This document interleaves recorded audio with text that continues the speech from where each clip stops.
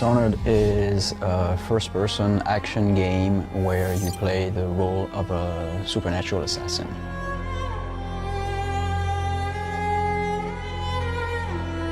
The game takes place in a steampunk city. It's called Dunwall, and you play a man named Corvo, who is royal protector to the Empress. And at the beginning of the game, you are falsely accused of her murder, and then you spend the rest of the game making things right, clearing your name, going after revenge, however you see it as a player. And the game involves a series of high-profile targets across the city that you can eliminate in a variety of ways. It's mission-based. You go from missions to mission, and between missions you come back to a home base where you can upgrade your equipment. However, the nature, the moment-to-moment nature of the game is very sandboxy. Like, it will really allow you to, tactically approach the situation however you want, and so it's a lot is simulated and relies on simulation to resolve whatever the player does and tries. Also the geometry itself of the level. Yeah, so we set it up so that it's there's verticality to explore this place. You can also go through the water or go to the left of the building or the right of the building. So all that combined provides for a very sandboxy experience where really the player, each playthrough is a little different. All players can employ a short-range teleport that we call Blink.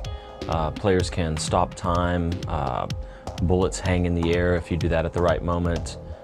Players can summon rats, they can possess creatures in the world or characters in the world, and it's not just limited to a few characters. So then people are putting combinations together, they're summoning rats and possessing one of them, and then sneaking around, running under a table, going through a rat hole.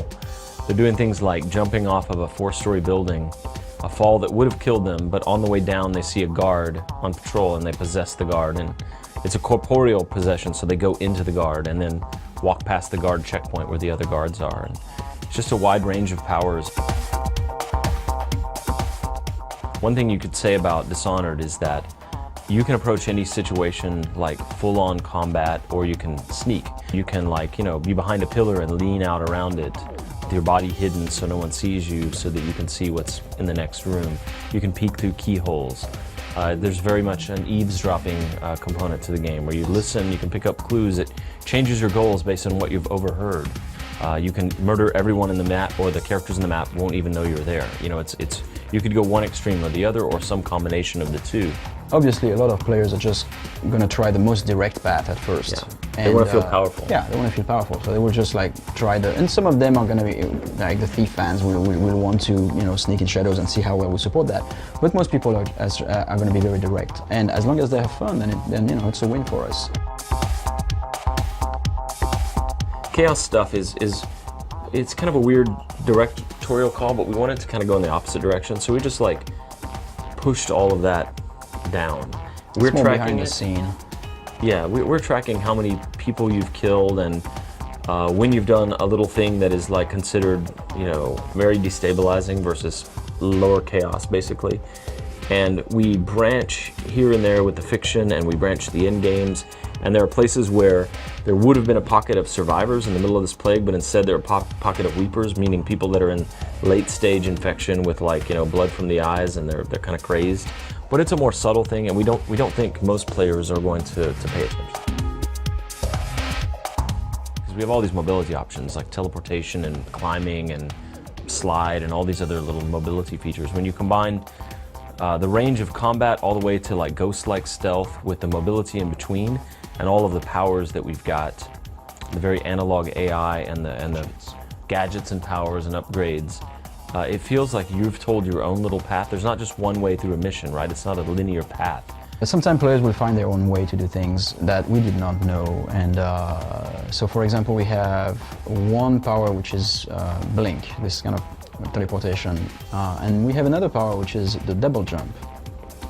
And if you have both, then you can access to places you didn't even know that you could. And at first it's you freak out from a level design standpoint. Christophe was like, I don't want the players to go there. And then really when you look at it and you let it exist for a while instead of just fixing it, you just realize that it's actually really cool, because not every player is going to do it. The ones that do it are going to feel like they are special because they found it somewhere.